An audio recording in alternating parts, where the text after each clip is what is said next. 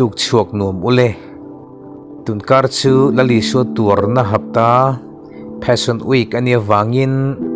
lali sho tur na hapta chunga kan nun Hruaitu tan hlathu theology rang rang kan zir ho don anga tukin bi ka kan zir ho tur chu kanun nalal ka Khumtir che King of my life I crown thee now ti helahi anidon ani helahi Jenny Evelyn Husi iphu ani a kum sang khazare somsari pali February ni riat khan Naniker New Hampshire khu alo pianga kum som pathum mi ani atangin la aphu tran der to mayani ti chuan kum sang khazako somnga le pariat khan kum somriat pali mi lai ni in van ko na changin alo chol ha damta ani kum sang khazako somni pakhat khan King of my life I crown thee now ti lahi aphu a William James Kirkpatrick khanin ahlathluk hi asiam saka mizo tunga minle lin saktu hi Reverend Dr. C.L. Remah ani a he lahi la thatak mai ani ti chuan he la photu Jenny hian ano pan lai tangin ru'na neya kum somriat pali zet adamani a Adam chung hun kha ataksa anapai rengin mangral vekani tita ila achan chin le adin huna tang chuan kan mu dana ni a alainat khop mai reilote hanate lunate pumnate atiang chuan Kawng her te poniang reilo chung kar ni khatlek mai na kan han nei te po in matinuam lova kan ngai tu na hi Hruaitu thei veu thina ni kha kum somriat pali chunga ru'na neya dam chung hun man kha thilnuam takani lawang ti a riat theya anat na chuan abo boy reng thina wangin ma ni in khongaya turbik nia in ria atana lali sho turna theingil a hlau thin tlat mai ni chu atopa phei chuan mani in khongai na lira hun man kha alawa lalpan hla peta a lalpa min puiro ni tin ka cross chuputurin ti hi pathian ne nanin pol na hla alo nita ani a hla kan en chuan kanun nalal ka Khumtir che ro pui itani se hling lukhum ka ngil lo nan kalvaria min Hruairo ati a athuno na hian gas money ka ngil lo nan ilungai na ka ngil lo nan min mangai na ka ngil lo nan kalvaria min Hruairo ati ani nat na le tur na in akian san lo lai po in Jenny hian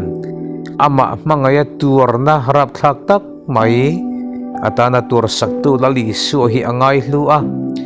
nat na in akian san lo chung po in lali su hi afaka lali su tur na ariat reng theinan rin na kalvari Hruai thlenga lali su tur na theingil lo adu thu hla in apuang chuakani achang to bera hian ti hian ziakani a aro puisin o achang top na hi lalpa min puiro ni tinin ka cross chuputurin kalungai no po inturin katan ipurveksi ti in alungai na no a in ai lali su na in saka thiam chan lo a hlau to lo wangin lom takin lali su tur na chu troma hriat reng adu thu apuang chuakani tukina hian heti hian ni ngai to tlangila apoi bo hle in ka hria ani isir ho tlang te ang keini hi enge kan anang le kan nuna tur na alo thleng thin nat kan pe lova tuar kan zo lova pumpel kan dua ma ni in khongai na in kanin ngai to no thina chete tur na kan to po in kan lung oilo puya kan ang chua ka kan phuna ke ni chu kanin khongai zung thina ni harsat na le tur na alo thlen chang hian kalvari ain min tinatu te hi kan khereng zo ka dam lam hi kan hlat fo thina ni jeni te semani hla hi ho u itro mila min mangai na ka ngil lo nan kalvaria min roi ro ti in he lali su tur na hapta hian lali su min mangai tu kan riat renga atur na tom turama nia in huam na thinlung athara nei le in kan thinlungin kalvari lam i hoite ang u lalpana thu kan zir hote kan zatan malsom ro se amen itong tayang u lalpa kan pathian chung ber min mangai tu nikum masate nikum tunang huna te khan kan tanay turna hapta a devotion ithu kan lo zir ho to a kumin chu hlathu theology hi zir ve thung te ang ti in tukina hian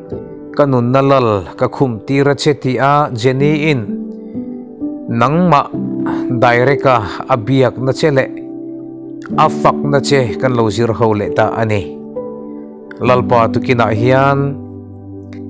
mi hring chu kanin khongai thina kan re thei na le kan nat na te kan harsat na te hian kan ril ru atino thina chu chuan lalpa minti chaklo thina ni khongai takin tukina hian kalvari kan ngil lo nan kan thei ngil lo nan che kalvari ke ni po min roi vela kan tur ai tur tu lali suwa tur na muna chuan